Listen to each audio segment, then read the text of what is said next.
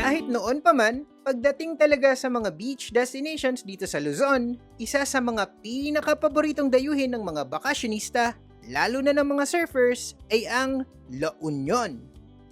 Bakit naman hindi? Bukod sa naglalakihan itong mga alon, dumarami na rin kasi ang mga pwedeng pasyalan sa probinsya mula sa mga nakamamanghang waterfalls at malalawak na grape farms hanggang sa masasarap na cafes and restaurants.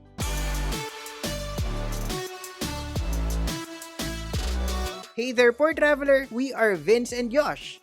Ngayong muling lumuluwag ang mga travel restrictions, paniguradong marami sa inyo ang nagtatanong kung paano ba pumunta sa La Union sa panahon ngayon. And in this video, i-discuss natin ang mga travel requirements na kailangan mong ihanda para dito. Pero ops, bago kami magsimula, beke naman pwede mo kaming i-follow kung nasa FB ka or mag-subscribe sa channel na to kung sa YouTube ka nanonood. I-tap mo na rin ang bell icon para alert, alive, awake, enthusiastic ka kapag meron kaming bagong videos tulad nito. Okay, ready ka na ba? Sige, simulan na natin. Mahalagang tandaan na iba-iba ang requirements depende sa alert level ng area kung saan ka manggagaling and sa vaccination status mo. Pero, ito ang in common sa kanilang lahat. Una na dyan ang Napanam QR code. Napa what? Napanam. Napanam means where have you been in Ilocano, which is apt kasi ito ang centralized tracking system ng La Union.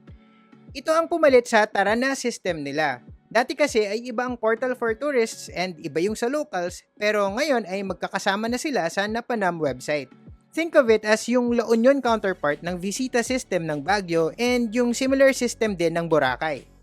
Sa ngayon kasi ay 3,000 tourists lang ang allowed to enter the province per day. So, kailangan talaga nilang i-monitor ang pagpasok ng mga turista. This also means na you need to register your trip first. Ha? Ano? Paano? Well, madali lang naman ito.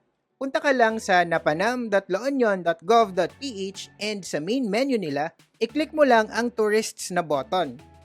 Kung first time mo pa lang, kailangan mong gumawa muna ng account. Just enter your personal and contact details. Kapag may account ka na, bibigyan ka ng unique na Napanam ID number. Huwag kalimutang i-note or i-screenshot ang number na yan kasi kakailanganin mo yan. Pagkatapos, i-click mo lang ang travel registration para mai-submit mo ang details ng trip mo, including the travel dates and yung origin and destination addresses. And then, upload the other requirements. Ano ba tong mga other requirements na to? Isa na dyan ang valid government-issued ID. Pwedeng passport, driver's license, UMID, voter's ID, basta government-issued. Kailangan mo rin ang confirmed booking with a DOT-accredited establishment. Pwede yung hotel, resort, inn, or tour operator. Basta confirmed and basta accredited ng Department of Tourism. Meron kaming listahan ng mga establishments na yan sa website namin. Ilapag na lang namin yung link sa description. So wait, bago tayo magpatuloy, recap muna tayo. Ito yung mga kailangan mong requirements regardless of your vaccination status and alert level ng point of origin mo. Pero may additional pa ha, medyo complicated na yung next na requirement kasi iba-iba na ito. Kung fully vaccinated ka and galing ka sa area na under alert level 1 and 2, need mo lang ng vaccination card or vaccination certificate. You're considered fully vaccinated if you've received both doses of a 2-dose vaccine or 1 dose of a single-dose vaccine. Kung hindi ka pa naman vaccinated or partially vaccinated pa lang, need mo ng negative RT-PCR test result taken within 3 days before ang arrival mo sa La Union. Clear ba? Yun yung for alert level 1 and 2. Pero kung galing ka naman sa alert level 3 and 4, fully vaccinated ka man or hindi, kailangan mong mag-submit nitong negative test result. Yes, kahit fully vaccinated ka, basta you're coming from alert level 3 and 4 na area. Ito ang table ng summary ng mga requirements kasama na yung para sa ibang purposes. Pero ito, mag-focus na lang tayo dito sa tourism na columns.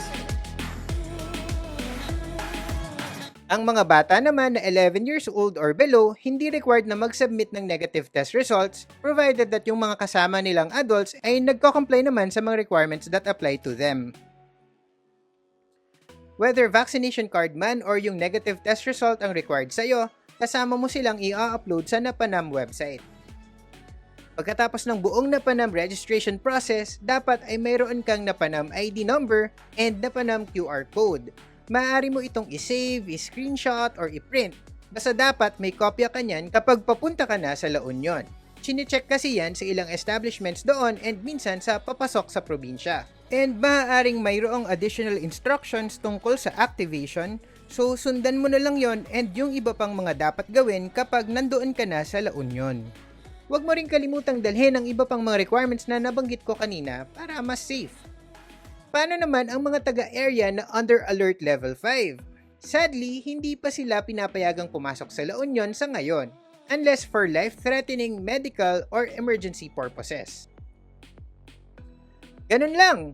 Sa susunod naming videos, ipapakita namin sa inyo ang mga pwedeng pasyalan sa La Union. Marami-rami rin kaming napuntahan. Nag-grape picking kami sa Bawang, nag-heritage tour sa San Fernando, nag-chill sa Orbistondo, naaliw sa mga bato sa Luna, and naglublob sa talon na ito sa San Gabriel. At pupunuin namin ng mga useful tips ang mga videos na yan, kaya subscribe na to this channel and tap the bell icon para notified ka kapag meron kaming bagong uploads kung sa YouTube ka nanonood. And kung sa FB naman, follow mo lang tong page namin. Kung mas bet nyo namang magbasa kaysa manood, punta lang kayo sa aming website www.thepoortraveler.net or check out the links in the description. Meron kaming written version of this video and meron din kaming travel guides with sample itineraries dyan. If you have questions, i-comment nyo lang below. You can follow or message us also on Instagram, TikTok, and Twitter. Just look for @thepoortraveler _L. And kung meron kayong Spotify account or Apple Podcasts app, follow and tune in to the Poor Traveler Podcast. That's all for now. Remember, plan smart, travel safe, and make every trip worth it.